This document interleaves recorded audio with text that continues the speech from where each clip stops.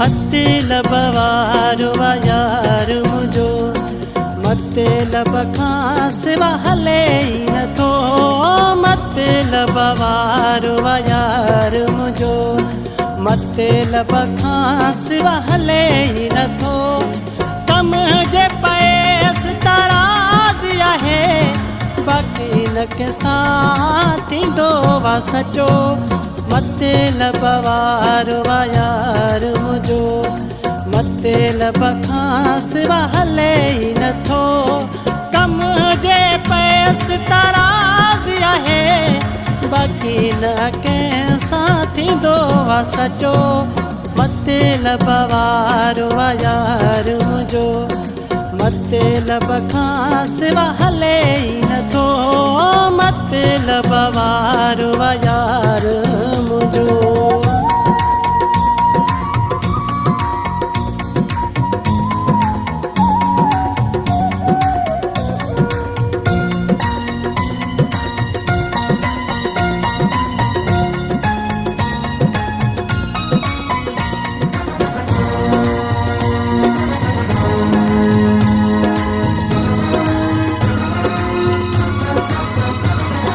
मोहब्बत मुझी विसारे छॾई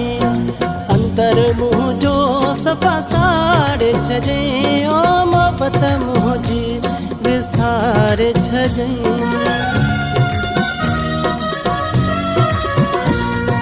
मोहब्बत मुझी विसारे छॾई अंदर मुझो सफ़ा साड़े छॾई ओ मोहब्बत मुझी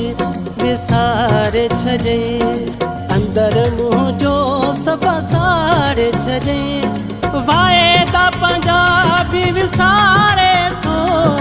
वाइदन जो बि आहीं कचो मतलब वारो यार मुझो मतलब खां सिवा हले न थो मतलब वारो यार मुझो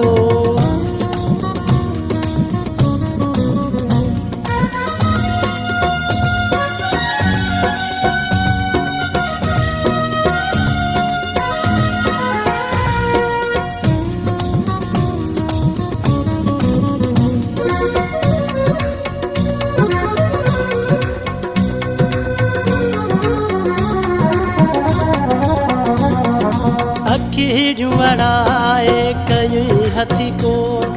दिल के समझी पयो रांदी को अखियूं वड़ाए कई हथी को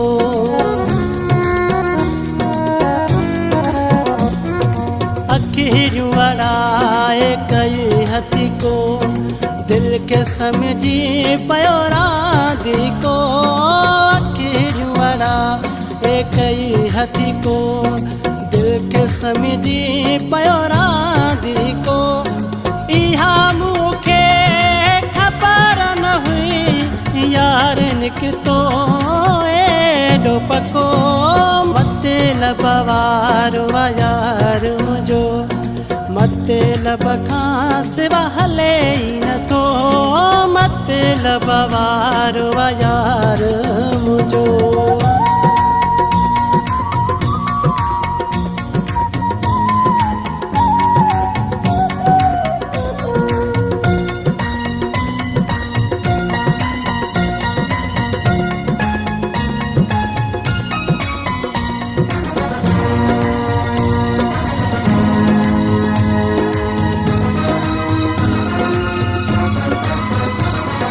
ज़ाकिर अली चांडे गलती कई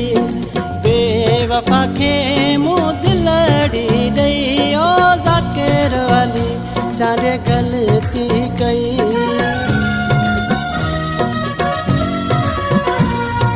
ज़ाकिर अली चांडे गलती कई बेवफा खे मुंहुं दिलड़ी ॾेई ओ ज़ाकिर अली चांडे गलती कई बेवफा खे मुंहुं दिलड़ी ॾेई एतबार कयो मूं अहिड़े ते मूंखे धार करे आवायो मतलब वारो यार मुझो मतलब खां सिवा हले ई नथो मतलब वारो यार मुंहिंजो मतलब खां सिवा हले ई नथो कम जे पैस तराज़ी आहे बाक़ी न कंहिंसां थींदो आहे सचो मतलब वारो यार मुंहिंजो